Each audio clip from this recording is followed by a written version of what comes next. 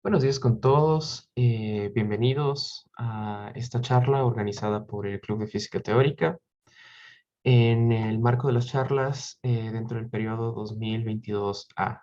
El día de hoy tenemos con nosotros a Fernando Moncada, ex estudiante de la carrera de física aquí en la Politécnica y ahora becario en la UNAM, que nos va a hablar un poco sobre física médica. Fernando, te la paso a ti. Buenos días. Hola con todos.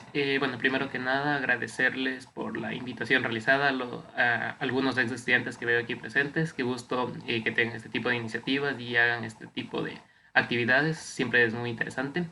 Y bueno, en la presente charla yo planeo comentarles un poco sobre física médica, qué es lo que se hace dentro de esta área.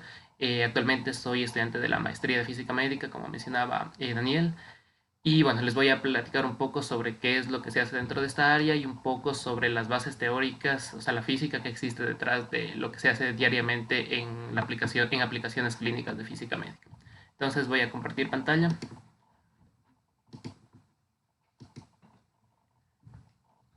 Y perfecto. Entonces, bueno, primero que nada, quería comenzar esta exposición conversándoles un poco sobre las perspectivas históricas de cómo aparece la física médica como rama o como cuáles son sus orígenes. Entonces creo que el primer evento histórico que podemos ponerle como parte de la historia de la física médica va a ocurrir en 1895 con el descubrimiento de los rayos X por parte de Röntgen, que fue un tipo de radiación con la que estaba experimentando y que sorprendentemente logró tomar una imagen de una mano. Como podemos ver aquí es la imagen justo de la esposa de Röntgen, en la cual se puede distinguir el anillo y los huesos.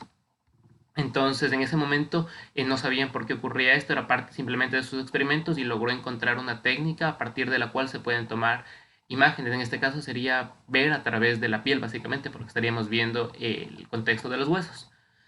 Al poco tiempo de esto, pues como no se conocía cuáles son los riesgos asociados con la radiación, simplemente se sabía que es algo que recién se descubrió, es algo muy interesante y, y pues no sabíamos exactamente cuál es el contexto o cuáles son los riesgos, entonces se comenzó a hacer un sobreuso de este tipo de aplicaciones. Por ejemplo, aquí en esta imagen nosotros podemos ver algunas propagandas que hacían sobre tratamientos para el dolor de cabeza con exposición a rayos X, algo que de alguna manera se sabía que podían tener aplicaciones terapéuticas, pero en ese entonces todavía no se tenía un dominio completo sobre esta rama, que era algo moderno.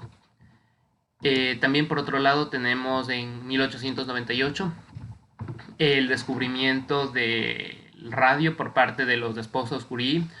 Y bueno, también esto a su vez trajo a más aplicaciones del radio para diferentes aspectos en la vida diaria. Sin embargo, este tipo de aplicaciones de la misma manera no teníamos un control sobre ellos.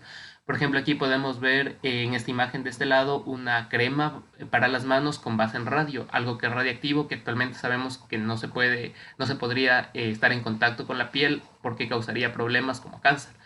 Entonces, bueno, esto es lo que ocurrió a nivel histórico. Entonces, bueno, se descubrió esto, fue algo muy interesante, sin embargo, no se había estudiado lo suficiente y existieron algunos errores inicialmente a nivel histórico.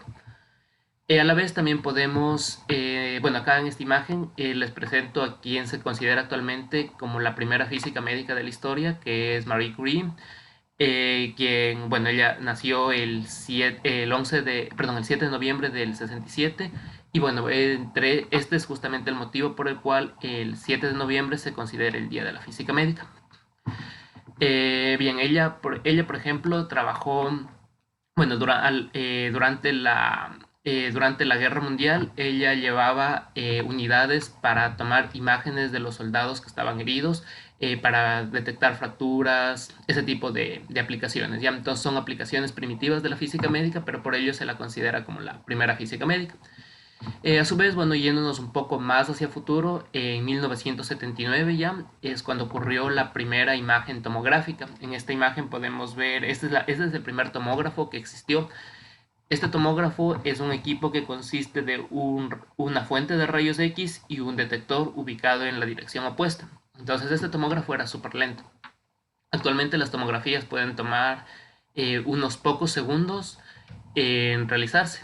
Sin embargo, en este tomógrafo las imágenes, me parece que si es que no, bueno, si no me equivoco, era como semana, bueno, varias horas en la reconstrucción, varias horas en la adquisición de datos y creo que era algunos días en la reconstrucción como tal de la imagen tomográfica. Entonces era una aplicación muy lenta, sin embargo fue la primera tomografía que se hizo. En este caso podemos ver una sección de cerebro aquí rodeada de agua y esta fue la primera imagen tomográfica que se adquirió y bueno, esto terminó en un premio Nobel para estas tres personas de aquí, Hounsfield, Comarch y Radon. Bueno, Hounsfield y Comarch, el premio Nobel. Radon fue el matemático que estuvo detrás de parte de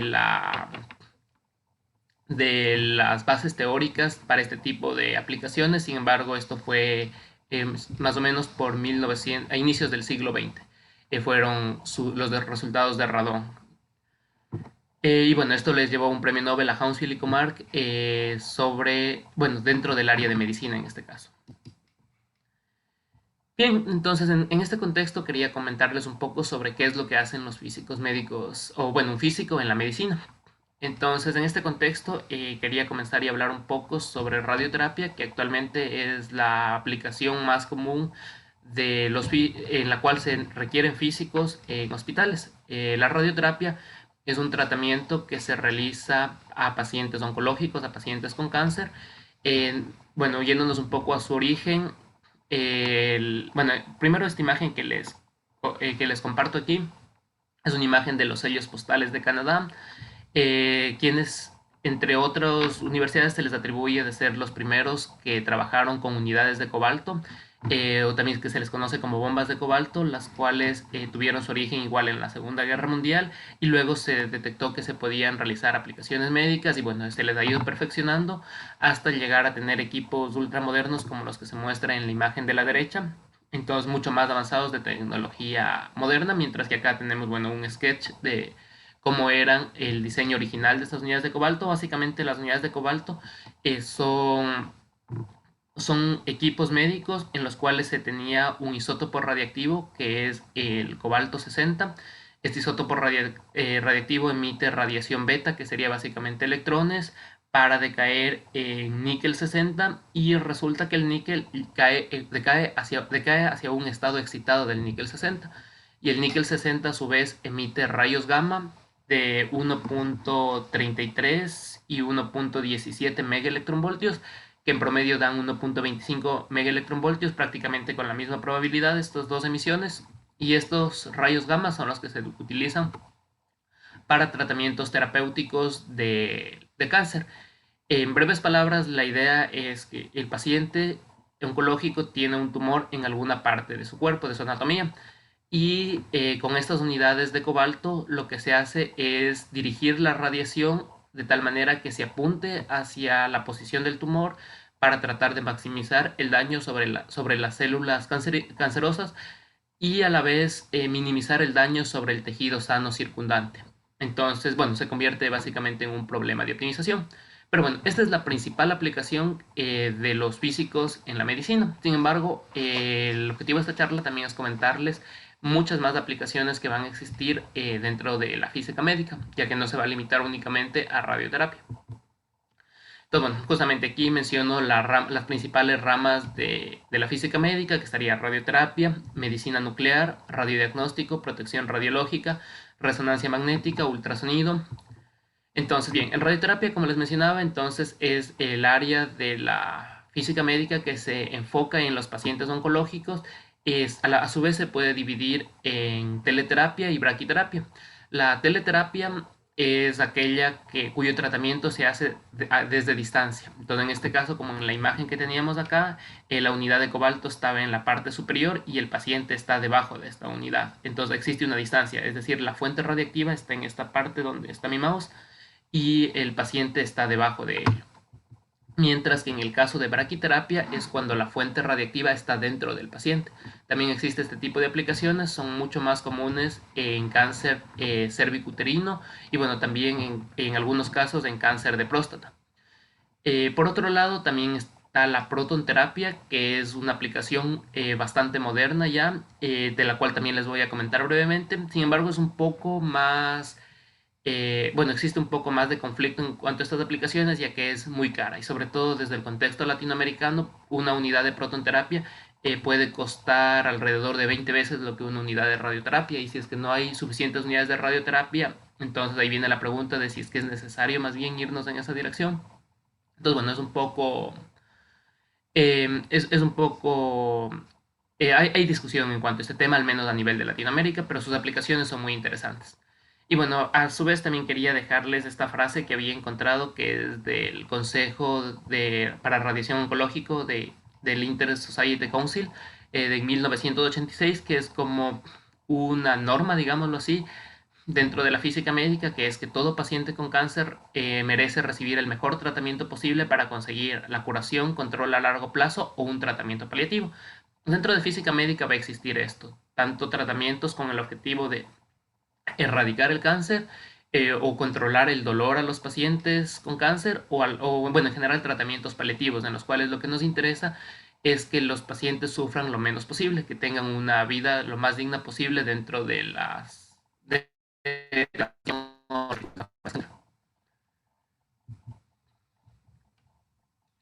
Bien, en esta imagen de aquí, bueno, les muestro entonces la imagen que está en la parte izquierda corresponde a un acelerador lineal. En este caso es un acelerador lineal bastante moderno, en el cual esta parte de aquí superior se le conoce como gantry, que es desde donde vienen los rayos X. En este caso es más moderno que las unidades de cobalto que les comentaba. Las unidades de cobalto tienen material radiactivo en esta parte, en la cabeza del gantry. Sin embargo, en los aceleradores lineales el principio físico es diferente. Más o menos tienen el principio de los aceleradores de partícula, pero a versión reducida. En este caso trabajamos con energías de 2 a 18 megaelectronvoltios, que son energías relativamente bajas en comparación con las energías que se trabaja en física de partículas. Entonces, bueno, el principio es generar electrones a partir de una pistola de electrones o electron gun, acelerarlos a través de guías de onda para que vayan adquiriendo energía cinética, y estos electrones a su vez impactan a un blanco en el cual se generan rayos X, o si es que el tratamiento es con electrones mismo, pues simplemente se uniformiza el haz y se lo manda directamente hacia el paciente. Para que el haz pueda girar en este tipo de formas se utilizan dispositivos basados en campos electromagnéticos, los cuales son capaces de hacer girar un haz en la dirección que necesitemos. Por ejemplo, en este caso, si el haz de electrones viene en esta dirección, necesitamos que gire 90 grados hacia acá, entonces se pueden utilizar ciertos dispositivos que giran el haz en 90 grados o incluso en 270 grados, que es el caso más común. Por otro lado, este mismo acelerador lineal tiene unidades para adquirir imágenes. En este caso sería como una mezcla entre un tomógrafo y un acelerador lineal, ya que esta parte de aquí es la encargada del tratamiento médico y esta parte de aquí va a ser encargada de la adquisición de imágenes.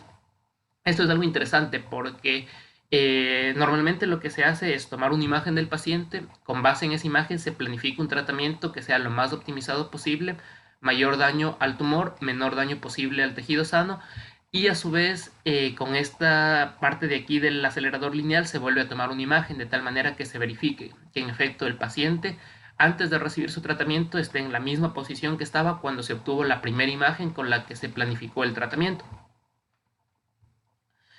Entonces, bueno, eso en cuanto a ese acelerador. Aquí está la camilla donde se va a ubicar el paciente. Este acelerador tiene bueno, los aceleradores lineales van a tener siempre la posibilidad de rotar. Igual la camilla tiene libertad de movimiento tanto en la dirección de arriba hacia abajo como en la dirección de profundidad. Entonces eso permite el adecuado posicionamiento del paciente. También se ocupan materiales con los cuales se puede o bueno, dispositivos con los cuales se puede asegurar que el paciente se quede inmóvil durante el tiempo del tratamiento. Estos tratamientos pueden durar alrededor de unos pocos minutos, no sé, unos 3 a 5 minutos por paciente. Usualmente la mayor parte del tiempo se va en acomodar al paciente de tal manera que se quede en la posición en la que estuvo cuando se tomó su imagen inicial. De ahí el tiempo que dura emitiéndolas puede ser de unos pocos segundos, no sé, alrededor de 10 a 20 segundos, según sea la planificación que se haya realizado. Por otro lado, en esta imagen de aquí podemos ver una aplicación un poco más bueno, es una aplicación muy interesante en realidad. Es dirigida en este caso a tumores cerebrales. Se conoce este tipo de equipo, se le conoce como gamma knife, que sería algo así como un cuchillo gamma. Cuchillo en el sentido de que sirve para radiocirugía, sin embargo no tiene, o sea, nada filoso, no, simplemente radiación ionizante. Y la idea en este caso, la idea fundamental es que se va a emitir radiación hacia un punto. Digamos que este punto celeste de aquí es la ubicación del tumor dentro del cerebro. Entonces nosotros ya podemos darnos cuenta, sin necesidad de grandes conocimientos de medicina, lo riesgoso que puede ser realizar un tratamiento en cerebro.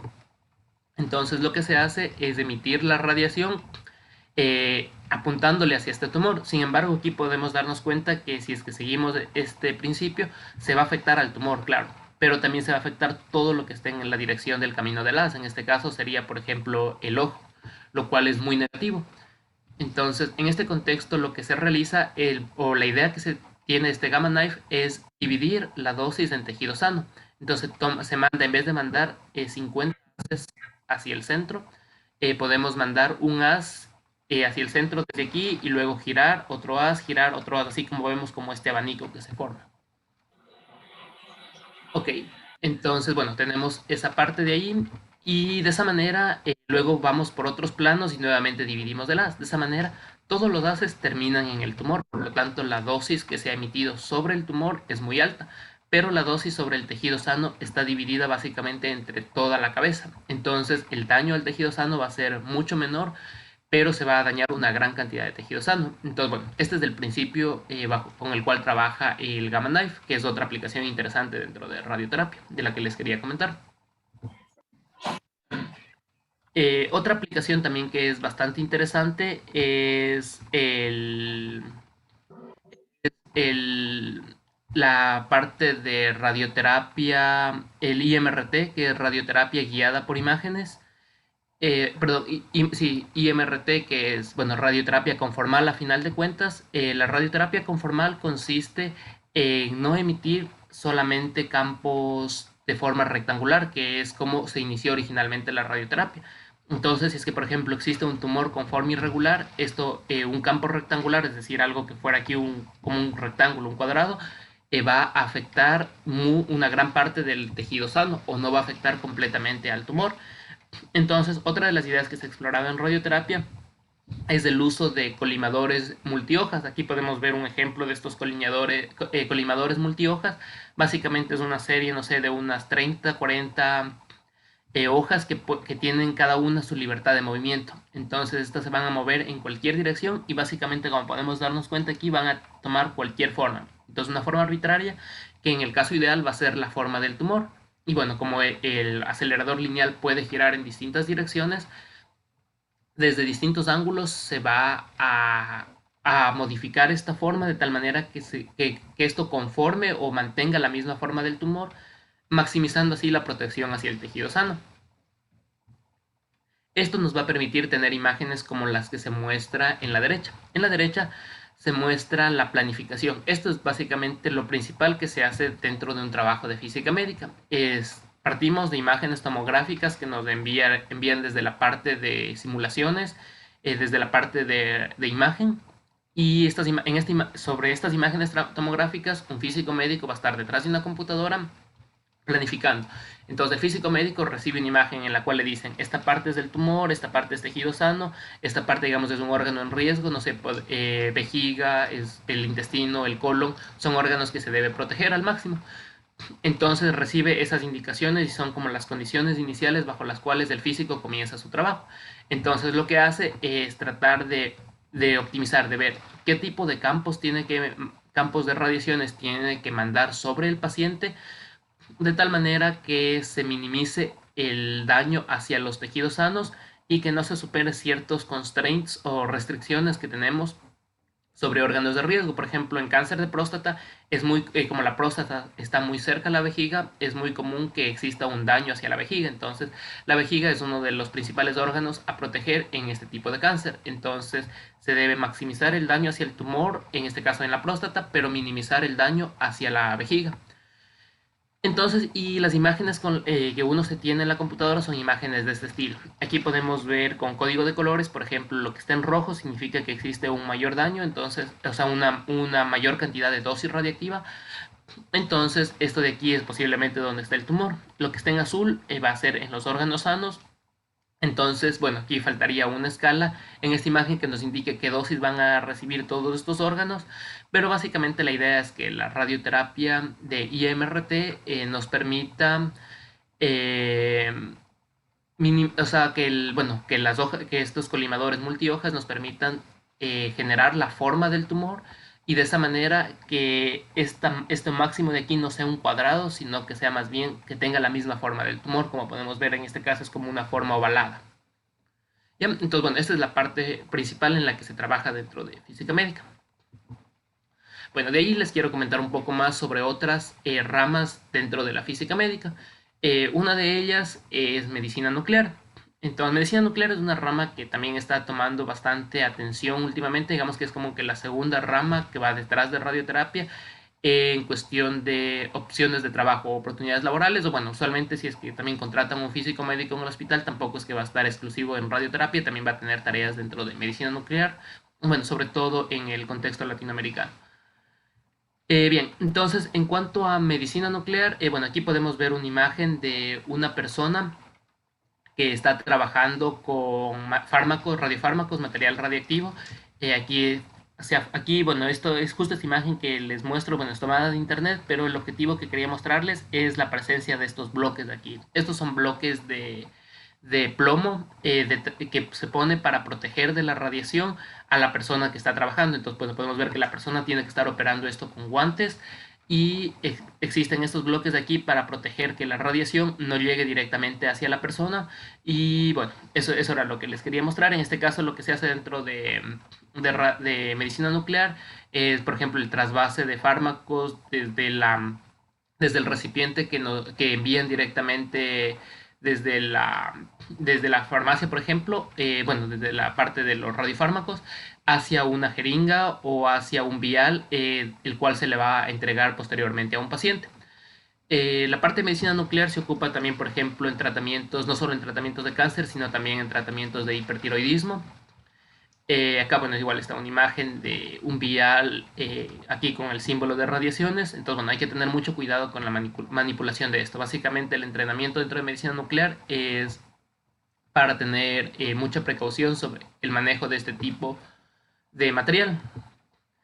Dentro de medicina nuclear existen al menos dos equipos que son muy interesantes, de los cuales también les voy a comentar un poco sobre los principios físicos. El que está a la izquierda es el PET, la unidad de Positron Emission Tomography, que es igual un tomógrafo, o sea, tiene el mismo principio físico que los tomógrafos, pero en este caso la imagen se adquiere no por transmisión, es decir, no por mandar un haz de rayos X y ver cuánto se ha atenuado detrás de, sino que se le da un fármaco al paciente, el cual lo ingiere y a su vez este fármaco emite positrones, que sería básicamente antimateria, la antipartícula del electrón. Entonces, estos positrones, al ser, bueno, al ser emitidos desde el radiofármaco, van a moverse a lo largo del lugar al cual les hayamos dirigido y van a aniquilarse, o sea, va a existir el fenómeno de aniquilación, que es lo que se ve, bueno, dentro de cuántica, el fenómeno de aniquilación entre un positrón, que sería el emitido por el radiofármaco, con los electrones que tenga el paciente. Por ejemplo, si es que este tratamiento fue dirigido a tiroides, sería con los electrones de tiroides. Y esto nos va a permitir observar cuál es la captación del radiofármaco por tiroides. Usualmente esto puede estar marcado, por ejemplo, con moléculas biológicas, o bueno, con moléculas basadas en yodo, por ejemplo, que es algo que capta la tiroides. Y esto nos va a permitir estudiar la parte metabólica, que tanto la tiroides capta cierto material y lo vamos a identificar a partir de las emisiones de positrones y se va a formar una imagen ahí. Por otro lado tenemos este equipo de acá que es una gamma cámara. En este caso igual, en este caso digamos que la diferencia es que el paciente lo que toma es algún material marcado con un emisor de rayos gamma, que sería básicamente fotones, un emisor de fotones, y esta gamma cámara lo que hace es detectar fotones. Igual existe toda una física detrás de ello. la parte de colimación, para observar, bueno, para determinar la dirección desde la cual se van a aceptar los fotones para formar la imagen, pero básicamente tienen este tipo de principios. El paciente ingiere un fármaco el cual está marcado con un material radiactivo y a partir de eso nosotros podemos detectar cuál ha sido la captación de ese fármaco dentro del cuerpo del paciente y poder estudiar su metabolismo. Bien, ahora les voy a comentar igual un poco sobre la parte de radiodiagnóstico, que es otra parte que está completamente ligado tanto a radioterapia como a medicina nuclear. Entonces, bueno, la primera imagen que les comparto aquí en la izquierda es una imagen de una radiografía, que es algo que hemos visto con mucha frecuencia. Eh, esta imagen es simplemente una imagen de rayos X. Se coloca al paciente en alguna posición, digamos en este caso queríamos tomar una imagen de la cabeza. Es muy útil, por ejemplo, para detectar fisuras, fracturas, etcétera, y se toma una única imagen. Entonces, esta imagen, por ejemplo, la parte de, bueno, la fuente radiactiva iba a estar a un lado de la cabeza del paciente y el detector hacia el otro lado de la cabeza. Y bueno, tenemos esta imagen de aquí, que es una imagen bidimensional básicamente. Mientras que la imagen que les muestro a la derecha es una imagen tomográfica. Esta imagen tomográfica, en cambio, ya es una imagen tridimensional y aquí está justamente solo un corte de la cabeza. Entonces, en las imágenes tomográficas del procedimiento es mucho más complejo, del cual también les voy a comentar brevemente. Y lo que se hace es, a final de cuentas, adquirir una serie de imágenes, las cuales, bueno, a través de procesos de, bueno, a través de un procesamiento de imágenes, se termina formando una imagen tridimensional, que sería básicamente un tensor de orden 3, el cual nosotros podemos verle por capas, y cada capa sería como una rebanada, en este caso de la cabeza, por ejemplo. Y una de esas rebanadas es la que nosotros estamos viendo aquí, que sería la parte central. A diferencia de la imagen de acá en la cual solo observamos los huesos del cráneo, acá podemos observar también parte del cerebro, cómo está estructurado. Y podríamos ver los huesos del cráneo solamente esta parte de aquí que está en blanco, correspondería a eso, que sería esta parte de acá de la otra imagen. Ya. Igual, bueno, continuando con la parte de radiodiagnóstico, acá les muestro una imagen en la izquierda, es una imagen de PET, en la cual se está analizando igual la captación de algún radiofármaco marcado con un elemento químico emisor de positrones, mientras que a la derecha les muestro una imagen, en este caso es de resonancia magnética. La resonancia magnética tiene un principio diferente. Su principio se basa en los spines de los protones. Bueno, como sabemos, el cuerpo humano está hecho en su mayoría de agua. Entonces, y el agua está formado por oxígeno e hidrógeno. Y el hidrógeno es el elemento químico más simple, cuyo núcleo consiste en un solo protón. Entonces, este protón tiene un spin que tiene, a final de cuentas, un momento magnético. Entonces, a partir de esta propiedad de spin de los protones, nosotros podemos estudiar o adquirir imágenes médicas con diferentes secuencias y diferentes técnicas, y se pueden obtener imágenes de este estilo. En este caso podemos ver que es una imagen mucho más detallada incluso que las imágenes tomográficas. Sin embargo, para estudio de hueso, por ejemplo, tiene una desventaja, ya que no es muy claro, o sea, no permite distinguir con claridad el hueso, pero sí permite distinguir con mucha claridad diferentes tipos de tejido. Aquí podemos distinguir el cerebro, acá la parte de la boca, acá tenemos, por ejemplo, la parte de la laringe, etcétera.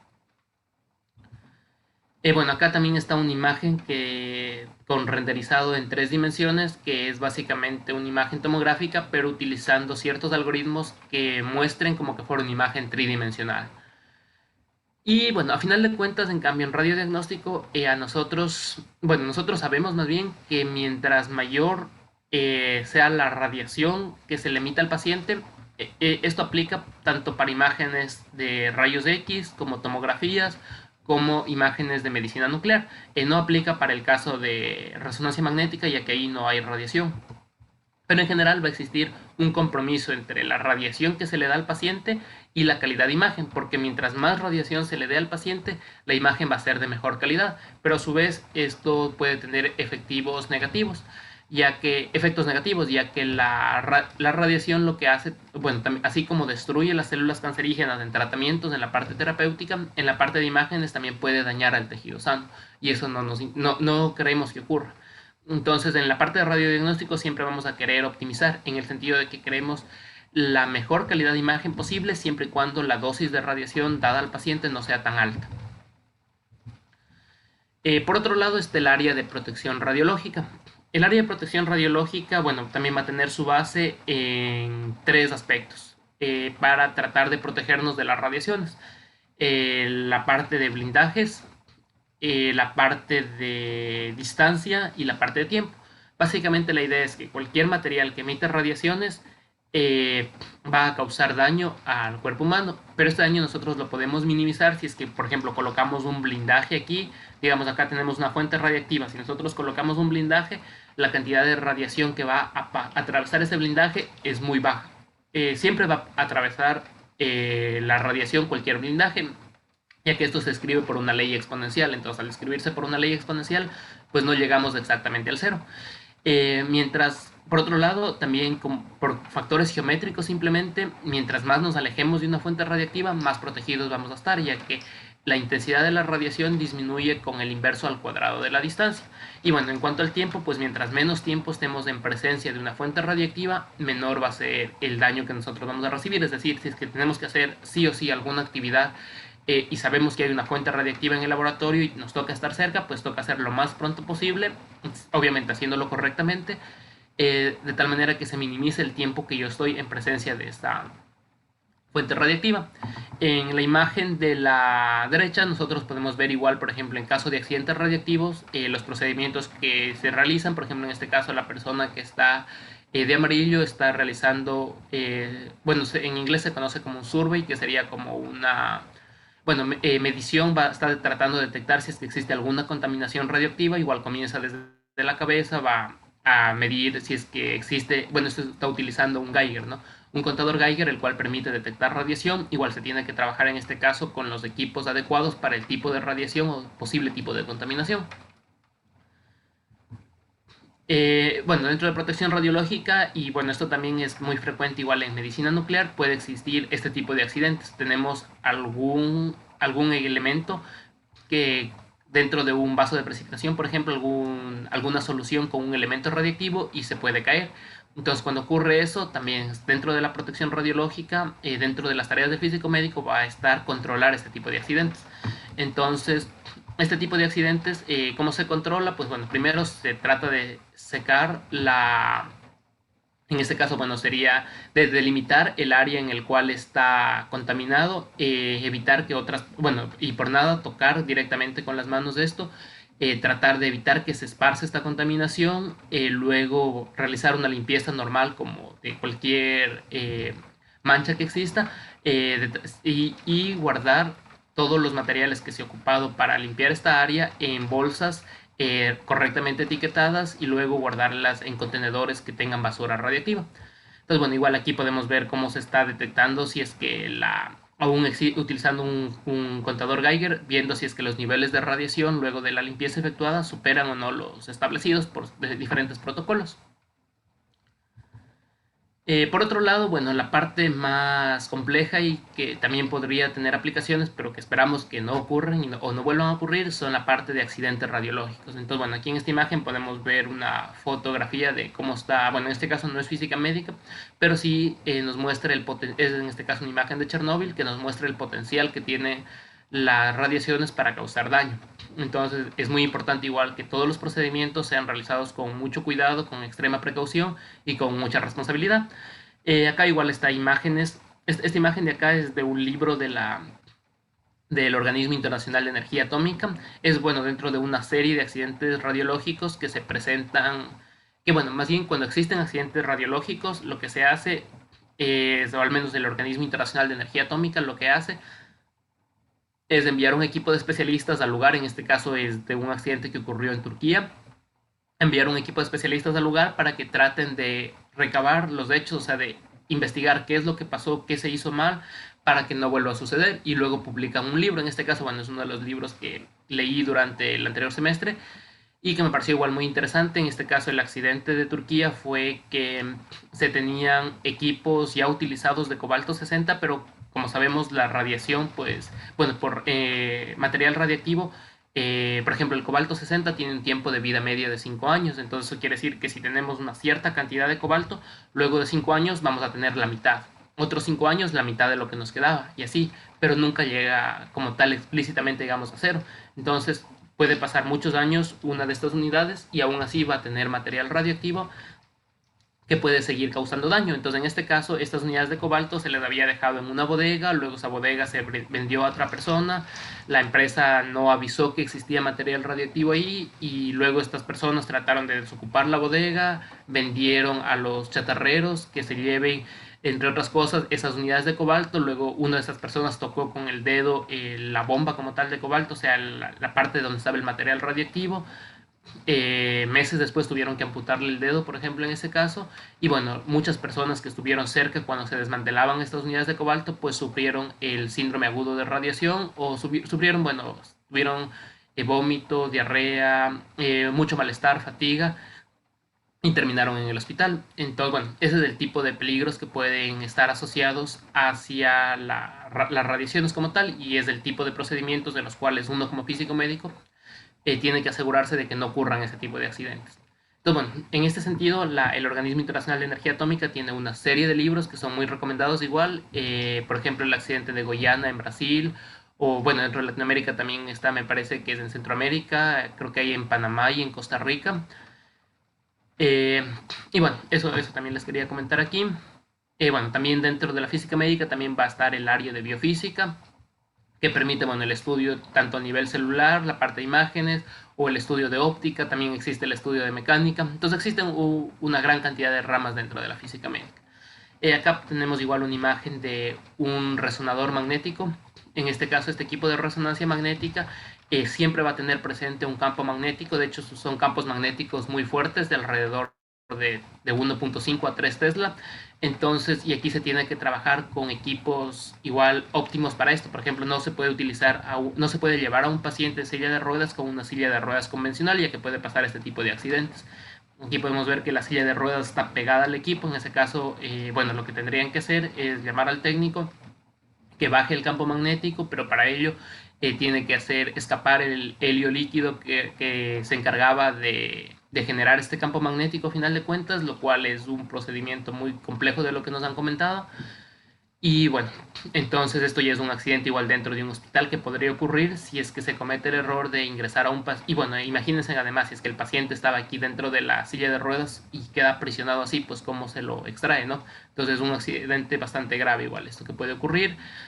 Otra de las áreas también dentro de física médica puede ser la parte de ultrasonido.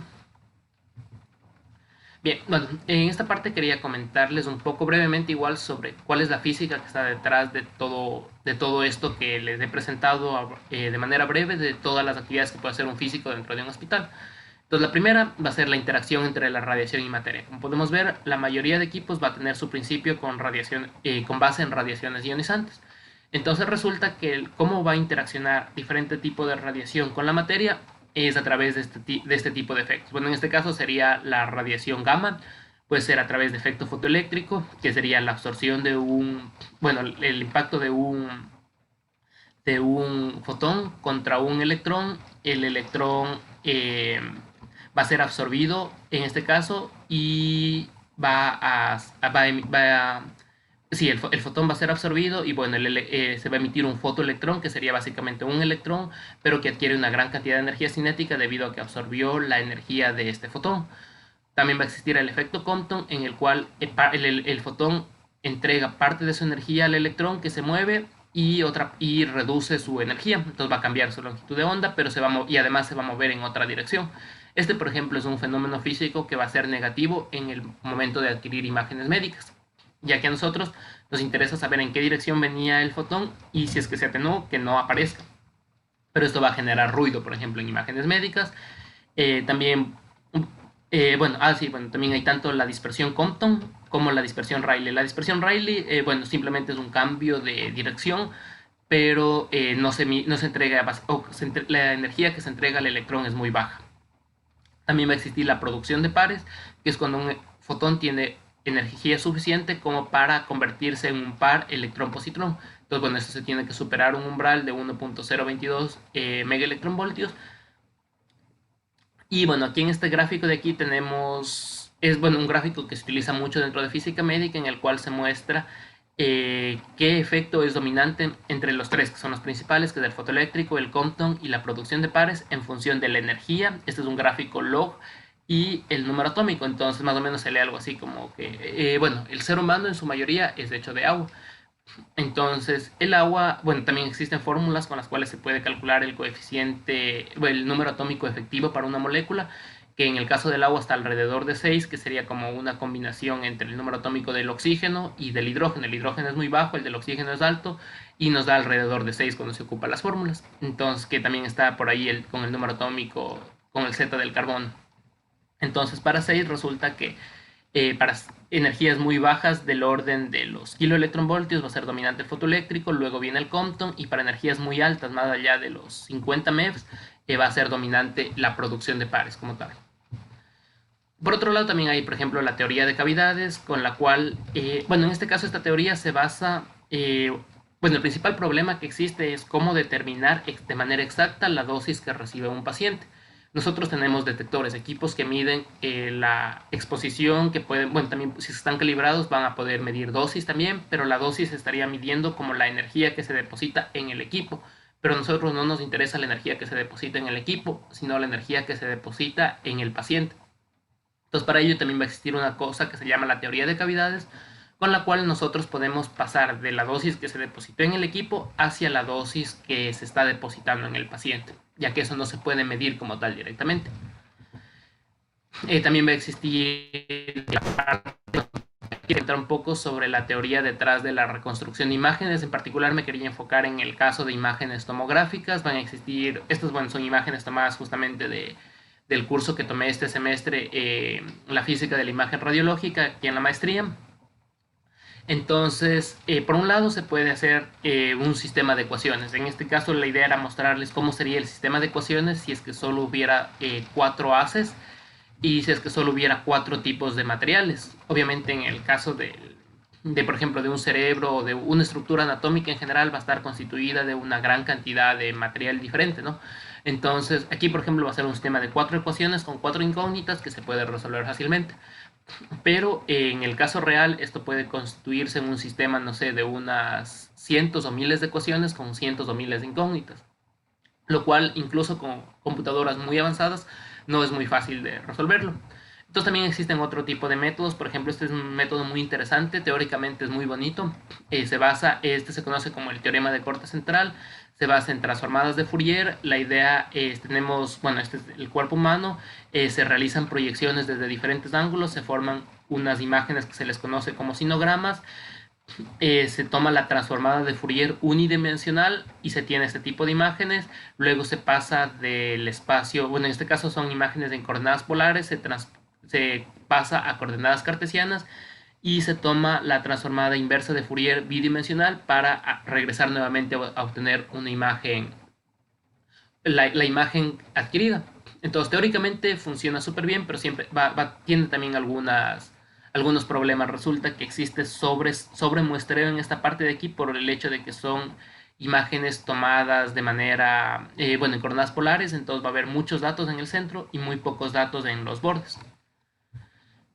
Entonces, bueno, también existen otros métodos que están basados en diferentes algoritmos. La idea, bueno, en este caso, esto es los métodos de retroproyección, filter back projection, y en particular son filtrados con filtros como estos de aquí, que se conocen como los filtros rampa. Entonces, bueno, este es un diagrama de flujo de cómo se hace este método. Igual ocupa lo que son transformadas de Fourier y transformadas de Fourier inversa. Se puede hacer en un espacio bidimensional o en un espacio unidimensional y se adquiere finalmente las imágenes, en este caso imágenes tomográficas. Entonces, bueno, este es el método que se utiliza más comúnmente en tomografía. Y bueno, eso les quería mostrar. Otra cosa también que es muy interesante es algo que en este caso sería un modelo más bien de radiobiología, que es el modelo lineal cuadrático. Resulta que a breves rasgos se puede caracterizar, por ejemplo, los tejidos como Bueno, en este caso, en esta imagen que tenemos en la parte izquierda, nosotros tenemos dos tipos de tejidos. El uno sería las células normales, normal tissue cells, y el otro las células cancerígenas. Entonces resulta que para ciertas dosis, el daño que se causa a las células cancerígenas, y en este caso es una gráfica de la fracción que sobrevive, la curva en rojo es la de las células cancerígenas. Entonces, mientras más bajo sea esta curva, quiere decir que menos células sobreviven. Y nótese que este es un gráfico en escala logarítmica. Entonces, la diferencia, aunque aquí parezca poquito, al ser en escala logarítmica, pues sí es más grande. Entonces, resulta que alrededor de los 2 grays es máxima la diferencia, es decir, se causa un mayor daño a las células cancerígenas y un menor daño al tejido normal. Entonces, en este caso se trata de aprovechar esta ventana de oportunidad, y por ello es que los tratamientos, por ejemplo, en radioterapia se dan de manera fraccionada. Es decir, no existe un único tratamiento, digamos, una persona que es un paciente oncológico, se le detecta el cáncer y no es que se realiza un único tratamiento de radioterapia y ahí termina, sino que más bien se realizan tratamientos usualmente lo más común, al menos hasta donde yo conozco, es tratamientos diarios durante los días de la semana, de lunes a viernes, en los cuales usualmente se les da dosis de 200 centigrays, que básicamente serían 2 grays. Y grays es la unidad de dosis, es unidad de energía, básicamente es equivalente al joule. Entonces la cantidad de energía que se le da al tejido. Eh, y bueno, entonces usualmente para un tratamiento de cáncer se requiere dar, no sé, alrededor de varias decenas hasta casi centenas de grays. Entonces es un tratamiento extenso que puede durar unas 4 o 5 semanas. Diariamente el paciente tiene que asistir hacia el centro de radioterapia. Entonces aquí podemos ver las gráficas en verde, por ejemplo, en la gráfica ahora de la derecha. En verde estaría el daño que se causa a la célula, o bueno, más bien la fracción que sobreviven de células cancerígenas, mientras que en amarillo está la fracción de células que sobrevive de células normales, normal tissue cells. Entonces, si es que se hace un único tratamiento, podemos ver que más van a sobrevivir las células cancerígenas que las normales. Pero si se realizan fracciones de 2 grays en 2 grays, cada vez vamos a ir separando estas dos curvas en esta cantidad. Y resulta que, por ejemplo, aquí, no sé, luego de 6 tratamientos, ya es notorio, incluso en una escala logarítmica, y es notorio esta ventana que ocurre aquí. Entonces, este, por ejemplo, es un modelo de radiobiología. Se conoce como el modelo lineal cuadrático. Básicamente nos indica, bueno, matemáticamente hablando, nos indica que la fracción de sobrevivencia sigue una tendencia exponencial, por eso es que aquí es la escala logarítmica, sigue una tendencia exponencial donde el argumento del exponencial es un polinomio del grado 2, por eso lineal cuadrático. ¿Ya? Bien, por otro lado, aquí les quería presentar un poco sobre la parte de protonterapia, la curva de Bragg. Entonces resulta que cuando se trabaja con protones, las curvas que nos dan, o más bien dicho, cómo se distribuye la dosis cuando se emite un haz de protones dentro del cuerpo del paciente en función de la profundidad. Esto sería, por ejemplo, si se emite un haz de radiación, digamos, sobre el tórax del paciente. Bueno, va a depender de la energía, pero en general las curvas van a ser de esta forma. Digamos, una pequeña cantidad de radiación a medida que va ingresando el haz de protones, y hasta que llegan a una profundidad máxima que va a depender de la energía del haz de protones. No sé, estos haces están alrededor de los cientos de megaelectronvoltios, y en el momento que llega a una determinada profundidad, ahí va a emitir la mayor cantidad de la energía, va a depositar en esta profundidad. Entonces, por ejemplo, si es que tenemos aquí un paciente en el cual el cáncer está localizado desde esta posición hasta esta posición, en el caso de tratamientos de protonterapia, habría que hacer una combinación, digamos, como una combinación lineal de haces de diferente energía que me van a generar una curva como la que se muestra aquí, la curva en morado, de tal manera que se maximice el daño sobre la región en la que se tiene el cáncer, pero tratando de que el daño sea menor sobre la región de tejido sano. Entonces podemos ver que, teóricamente hablando, la parte de protonterapia es muy promisoria. O sea, podemos ver que esta parte causa muy poco daño a la entrada y el mayor daño deposita al final de su trayecto. Y eso es muy bueno, eso es lo que queremos. Pero, por ejemplo, si el tumor es muy extenso, resulta que como se tiene que poner varios haces, al final el daño sobre el tejido sano igual va a ser bastante alto. No sé, sobre el tumor tenemos un daño de un 50%, sobre el tejido sano de un 37%. Entonces es un daño bastante alto igual. En contraparte, cuando se hace tratamientos con fotones, con rayos X, básicamente la curva de depósito de energía es de esta forma. Entonces podemos ver también que el daño es mucho mayor con los fotones, ya que en tejidos sanos está entregando una mayor cantidad, una mayor dosis de radiación que sobre las células cancerosas. Entonces, bueno, esta es la ventaja, digamos, que tendría la protonterapia, pero como les había mencionado, es muy cara, al menos para pensarlo dentro de Latinoamérica. Si es que no me equivoco, creo que me habían comentado alrededor, no sé, de que sería algo así como 40 millones de dólares un centro de protonterapia. En Europa sí existen este tipo de centros, sí existen este tipo de tratamientos. En Latinoamérica lo más común que tenemos son tratamientos con rayos X y tratamientos con electrones. Los electrones son muy utilizados para hacer tratamientos de cáncer superficial, ya que su curva es mucho más pequeña y termina a esta altura. Por ejemplo, si es que quiero comparar una curva de rayos X con una de electrones de la misma energía, la de electrones aquí en este caso no se muestra, pero terminaría, no sé, por aquí más o menos. Por otro lado, algo en lo que también se trabaja bastante en física médica es en simulaciones. En este caso, bueno, la principal herramienta de simulaciones son las simulaciones Monte Carlo. Básicamente una simulación Monte Carlo es una simulación basada en ciertos datos físicos. Digamos, nosotros podemos conocer las secciones eficaces de diferentes materiales, conocemos el tipo de material que queremos simular que se transporta dentro de un paciente, por ejemplo, y a partir de eso nosotros queremos detectar ciertos efectos. Por ejemplo, se puede hacer simulaciones para determinar la dosis que recibe el paciente durante un tratamiento. Se puede utilizar simulaciones para detectar cómo se va a formar una imagen, qué resultados va a causar, por ejemplo, la radiación dispersada. En este caso, digamos, este es del haz primario y a medida que va interaccionando con el paciente, pues se genera radiación dispersa. Entonces, eso cómo va a afectar la imagen tomográfica que tenemos. Bueno, en este caso, esta imagen en cambio corresponde a resonancia magnética. La física detrás de resonancia magnética igual es muy interesante. Se basa, como les había mencionado, en el protón de los átomos de hidrógeno dentro de las moléculas de agua dentro del cuerpo humano. Y lo que se estudia es cómo precesa este momento magnético y los tiempos que tarda en decaer en presencia de un campo magnético en una cierta dirección, y luego con gradientes de campo magnético, cómo tarda o cuánto tarda en recuperarse o regresar a ciertos ángulos. Y a partir de eso se caracterizan la respuesta de diferentes tipos de tejidos, y para cada tejido se le asigna diferentes, bueno, digamos como códigos de colores, y se forman las imágenes como tal en resonancia magnética. Entonces, bueno, resulta que eso permite, por ejemplo, en el caso de imágenes cerebrales es muy utilizada, permite detectar entre materia blanca, líquido cefalorraquídeo y materia gris. Bueno, acá también en esta imagen un poco sobre la parte de antimateria. Algo que me parece igual muy interesante dentro de física médica es que nosotros tenemos la oportunidad de trabajar, digamos así, en el día a día. Bueno, si es que es un hospital o un centro en el cual se trabaje con tomógrafo emisor de positrones, pues en el día a día se trabajaría con antimateria, y eso me parece algo igual súper interesante.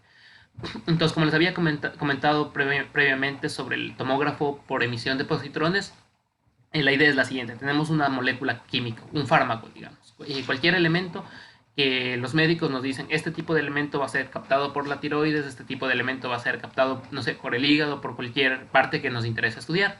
Entonces, a este elemento químico lo que se va a hacer es un marcaje, se le va a adherir una molécula radiactiva, en este caso, por ejemplo, un isótopo emisor de positrones. Y esto me va a formar un PET tracer, como dice aquí, que sería una molécula que va a permitir determinar una cierta imagen médica. Entonces, esto de aquí, bueno, de ahí dependiendo cuál va a ser el medio por el cual se ingrese esto en el paciente, puede ser a través de un vial, que sería algo que se tome el paciente, o a través de una jeringuilla, que sería algo que se inyecta sobre el paciente. Y esto se va a captar en ciertas regiones del paciente. Y en esas regiones, entonces, esta molécula radiactiva emisor de positrones va a emitir los positrones, que son básicamente los antielectrones. Y bueno, como nosotros somos materia, pues estamos rodeados de electrones. Con cualquier electrón que encuentre se va a aniquilar y va a formar un par de fotones. Normalmente estos fotones van a salir en 180 grados, más o menos 0.25 grados. Entonces se va a emitir un fotón en esta dirección y un fotón en la dirección antiparalela. Entonces, bueno, y estos fotones además están caracterizados por tener energías de alrededor de los 511 kiloelectronvoltios. En el caso de ser un positrón en reposo, va a ser exactamente 511 kiloelectronvoltios. Cuando ocurre esta aniquilación, entonces acá tenemos una serie de detectores. Estos detectores son básicamente un anillo de detectores en el cual nos va a decir esto vino desde esta posición, y eso nos va a permitir formar la imagen luego con diferentes algoritmos, ¿no? O sea, procesamiento de imágenes y todo se requiere igual computadoras avanzadas y nos genera una imagen de este tipo. Algo que también les quería comentar como un último campo que también está tomando importancia dentro de la física médica y que es en el campo en el que yo estoy trabajando personalmente es la parte de inteligencia artificial. Entonces, bueno, que es algo que se ha estado aplicando en diferentes áreas, no solo en física médica, en diferentes áreas se ha estado igual aplicando inteligencia artificial. Entonces, bueno, esta es una imagen de un artículo que he estado estudiando en el cual la idea es partir de imágenes tomográficas libre de radiación dispersa e imágenes con radiación dispersa, las cuales se pueden obtener a partir de simulaciones Monte Carlo, y entrenar una red neuronal convolucional para que detecte este tipo de, o sea, cuál es la componente de radiación dispersa. Bien, justamente esto es lo de mi tesis, igual que estoy trabajando con este tipo de simulaciones Monte Carlo basadas en EGS-NRC.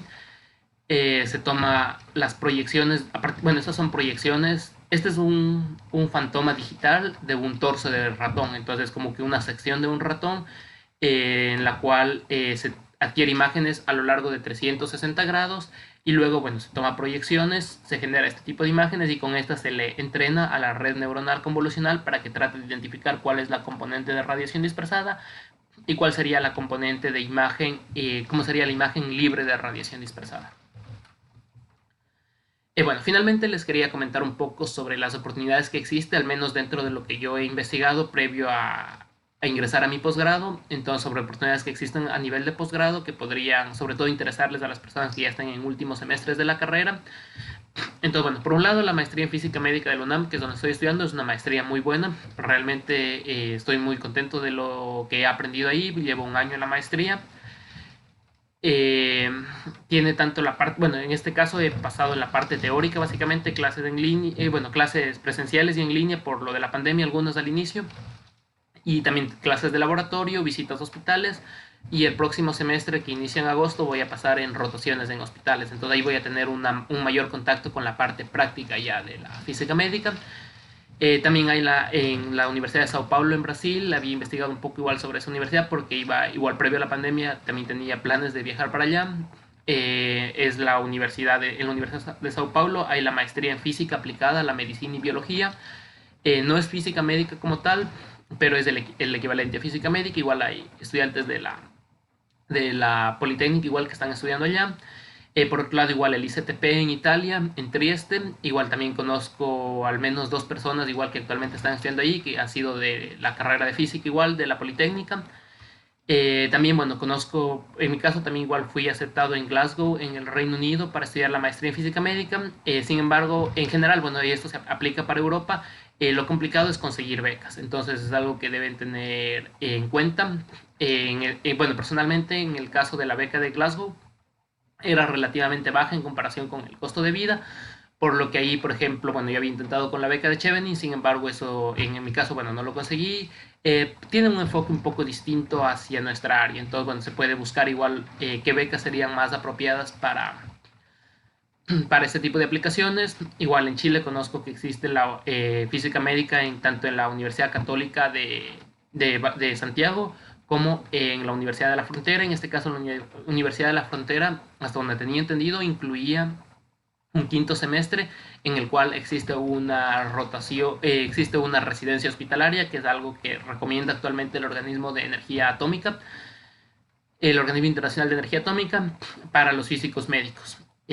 También, bueno, cuando yo estaba en pregrado todavía había visto que existe un convenio entre la Universidad de Heidelberg en Alemania con la Católica de Santiago.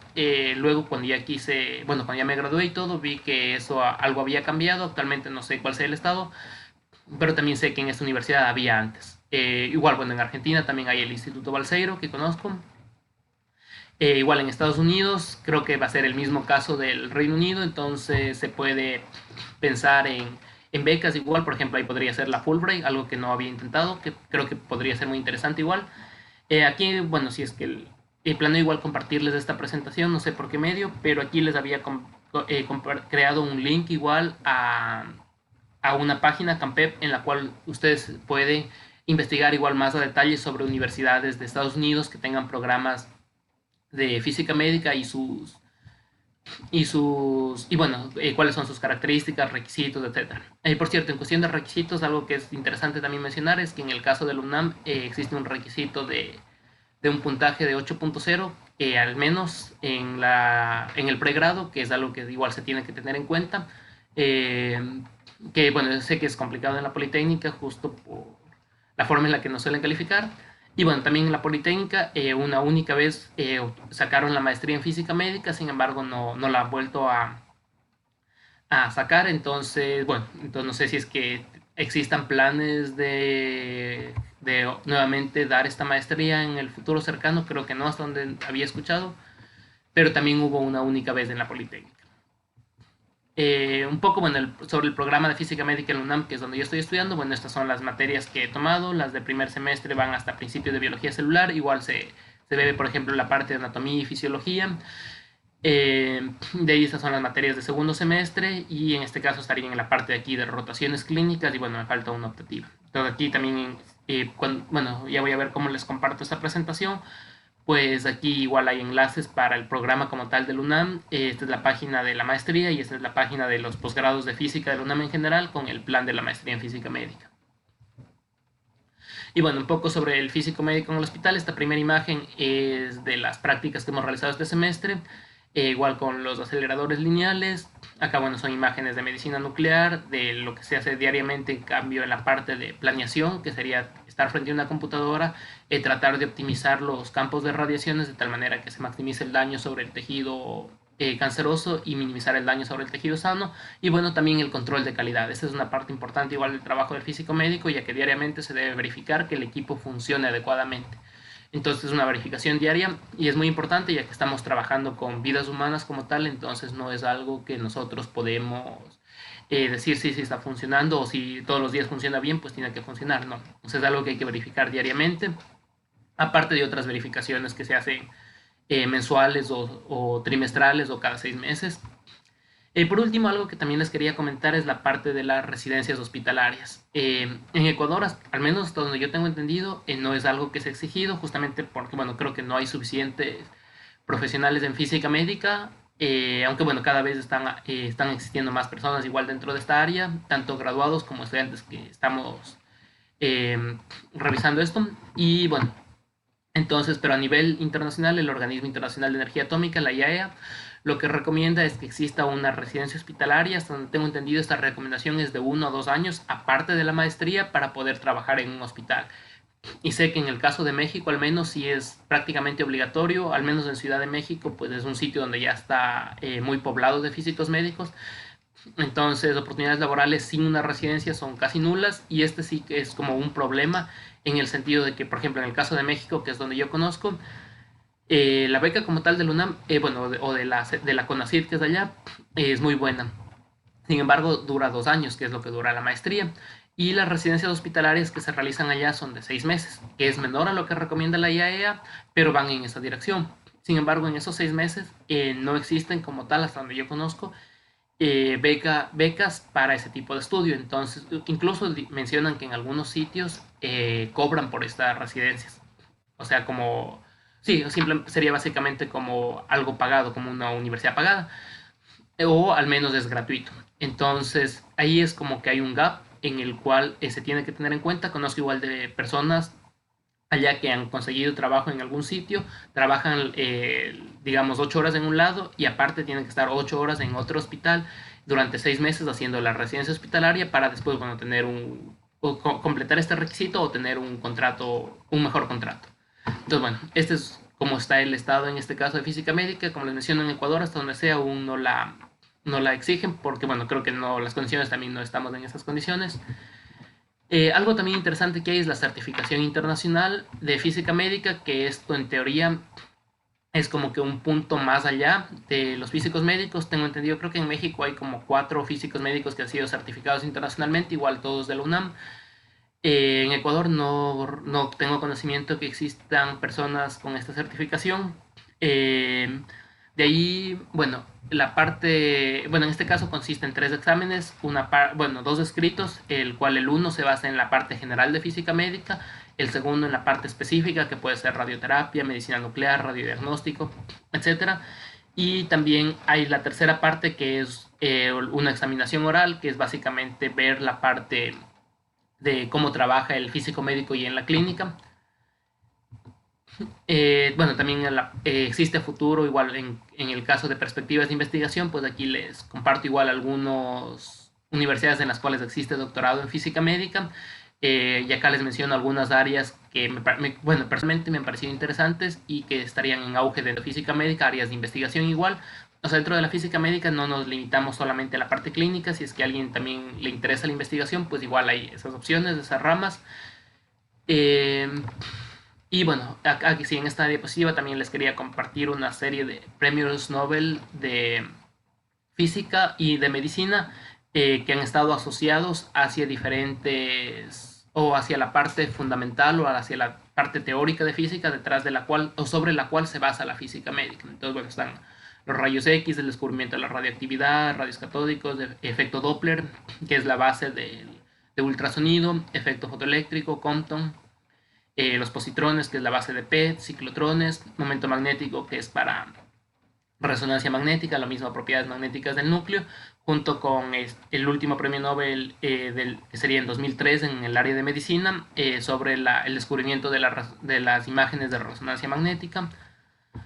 Y bueno, esto igual está asociado con resonancia magnética, la parte de CT igual fue en medicina este premio Nobel en el 79. Y bueno, eso es lo que les quería comentar de mi parte y muchas gracias y bueno, quedo atento a preguntas o comentarios.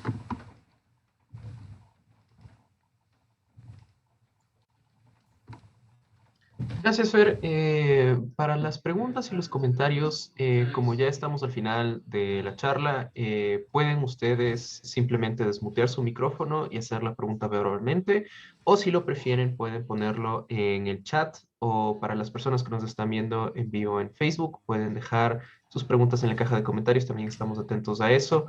Así que, por favor, si es que tienen alguna pregunta, escríbanla ahorita, nosotros la leemos y cuando termine las preguntas, terminará la transmisión en vivo y pasamos al segmento informal de la charla en la que solemos conversar con nuestro expositor sobre algunas cosas que no son pertinentes sobre esta exposición. Entonces, damos un espacio de unos 10 minutos para preguntas, así que por favor, si es que tienen alguna pregunta, dentro de ese intervalo de tiempo.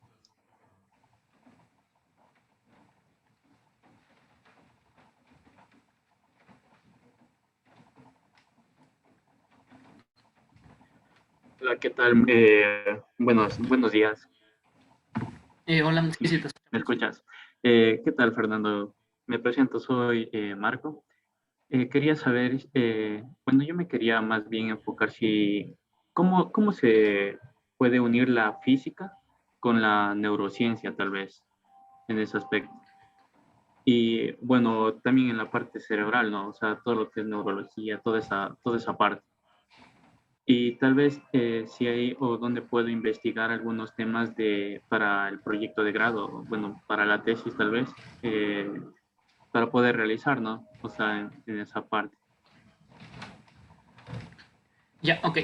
Sí, la parte donde entraría lo que es neurociencia bueno, con neurofísica, de hecho es algo que me parece igual muy interesante a mí personalmente, es dentro de la parte de investigación en resonancia magnética. Entonces, resonancia magnética es algo que está enfocado hacia el estudio del cerebro. Justamente eh, las imágenes que se toman en resonancia magnética lo que buscan es lesiones en el cerebro, pero a su vez en investigaciones lo que se busca, sobre todo en la parte de funcional, que se conoce como fMRI, que es Functional Magnetic Resonance Imaging. La idea es, por ejemplo, bueno, lo que he visto, bueno, no he visto como tal, pero sí conozco de experimentos que existen que me han parecido igual muy interesantes. Son experimentos en los que se realiza cierto tipo digamos, una cierta tarea. Se le asigna al paciente o, bueno, a la persona que está en investigación una tarea, digamos, hacer un cálculo matemático. Y lo que se hace es conectarle a unos electrodos en el cerebro y adquirir imágenes dentro de un resonador magnético y se va adquiriendo las imágenes. Entonces, a medida que la persona está realizando una determinada tarea, se ve qué áreas del cerebro se enfocan o, bueno, muestran una mayor actividad y de esa manera se trata de relacionar las diferentes áreas del cerebro con determinadas actividades que pueden ser igual cuestiones matemáticas, no sé, cuestiones de arte, cualquier estudio que nosotros querramos realizar. Ahora, por ejemplo, para lo que me dices, algo que en lo que podrías trabajar a nivel de proyecto de grado, ahí le veo un poco más complicado porque no conozco como tal alguna persona en Ecuador, bueno, más bien en la Politécnica, que trabaje con resonancia magnética. Igual, bueno, sería cuestión de investigar dentro del área de biofísica, o algún hospital que tenga resonancia magnética y si es que hacen investigación como tal. En Ecuador no podría darte ese detalle, pero por ejemplo, nosotros hicimos las prácticas de resonancia magnética este semestre en México. Ahí me comentaba igual la persona que estaba a cargo de eso, que sí realizan investigación como tal, ya que es un instituto de psiquiatría. Entonces, como es un instituto, pues también realizaban investigación y hacían este tipo de experimentos.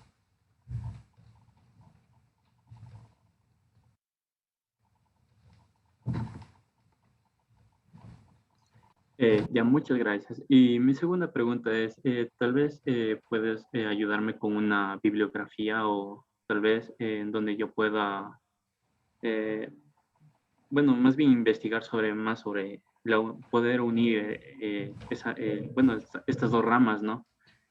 Porque bueno, yo no soy de la Polinacional, sino yo soy de la SPOCH. Entonces, yo más me quería enfocar, bueno, para la tesis quería enfocarme en esto, más bien un rango más o menos por la rama de física médica, pero en cuanto al cerebro, porque siempre me ha atraído esa parte del cuerpo. Entonces, si me podrías ayudar con eso, por favor, y muy buena exposición y muchas gracias. Muchas gracias igual. Yo creo que ya te escribo en un ratito. eh, o déjame algún contacto para escribirte. Una cosa que se me ocurre ahorita por el momento es, bueno, un curso que recuerdo que lo tomé en Coursera durante la pandemia, que era justamente FMRI de Coursera, que podría ser un inicio y de ahí, bueno, seguir investigando. Con todo, si es que se me ocurre algo mejor, también ya te escribo más adelante.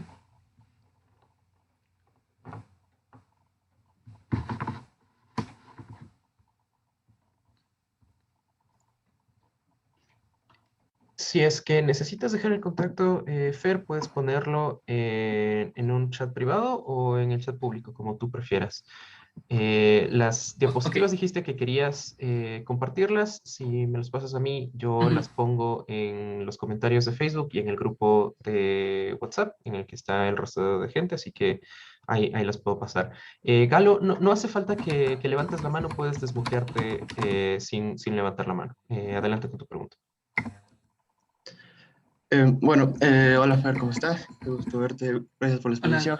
Quería preguntarte así, ¿cómo definirías la labor, en qué se diferencia de un radiólogo y de un físico médico que se dedica a radiología? Ya, ok. Bueno, esta es una pregunta igual muy interesante, porque de hecho, bueno, antes de que existan suficientes físicos médicos en el país como tal, hasta donde tengo entendido igual, la mayor cantidad de trabajo que realizaban, o más dicho, el trabajo de los físicos médicos era ocupado por los médicos radiólogos.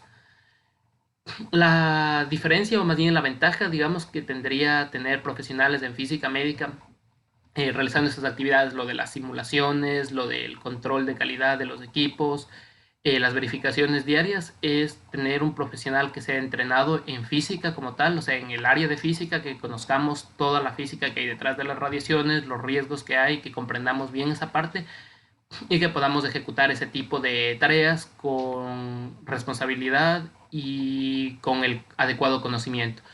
Bueno, en general, en la parte de simulaciones o verificación o el trabajo diario, pues es algo que se puede aprender como tal, bueno, cualquier profesión, a final de cuentas, va a existir eso. Eh, puede una persona que solamente con experiencia, sin conocimiento de fondo, pues puede ejecutarlo también. Sin embargo, la calidad de trabajo o la optimización o la proactividad va a venir desde una persona que tenga el entrenamiento adecuado. Entonces ahí estaría más bien la diferencia. Y bueno, ya en un hospital que tiene suficiente personal, pues el físico médico como tal es el que se encarga de las verificaciones diarias del adecuado funcionamiento de los equipos, que se encarga de realizar las simulaciones de los pacientes, del control de calidad mensual de los equipos, por ejemplo, verificar que la dosis que emite el acelerador lineal sea consistente, que no existan fluctuaciones exageradas, etcétera. Entonces, todo ese tipo de análisis de datos, esos cálculos, pues es algo que nosotros, o bueno, nosotros la carrera nos prepara o nos da las herramientas para comprenderlo fácilmente. Vale, gracias por tu respuesta. Y una última cosa. Aparte de las universidades que nos propusiste para realizar la maestría que estaba en Glasgow, en Reino Unido, no sé si has investigado Sí, alguna otra en Inglaterra en especial, que es donde más me llama la atención, personalmente.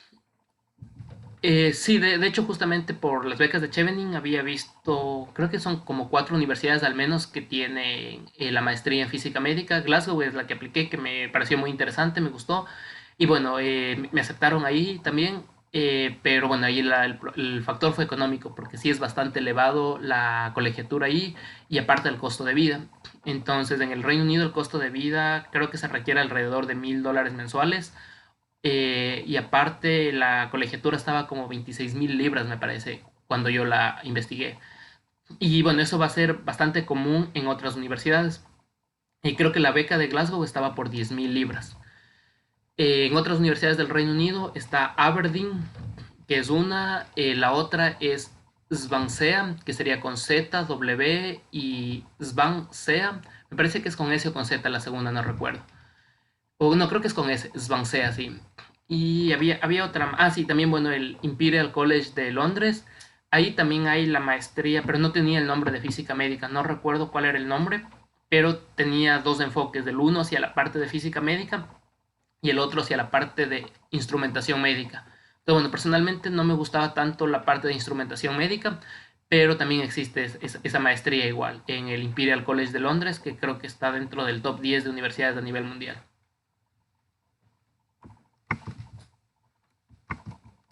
Muchas gracias. Perfecto. Muy bien, ¿alguien más tiene alguna pregunta? Si no, vamos a cerrar el segmento de preguntas ya. Entonces, última oportunidad, si es que alguien tiene alguna pregunta, háganla en este momento, por favor.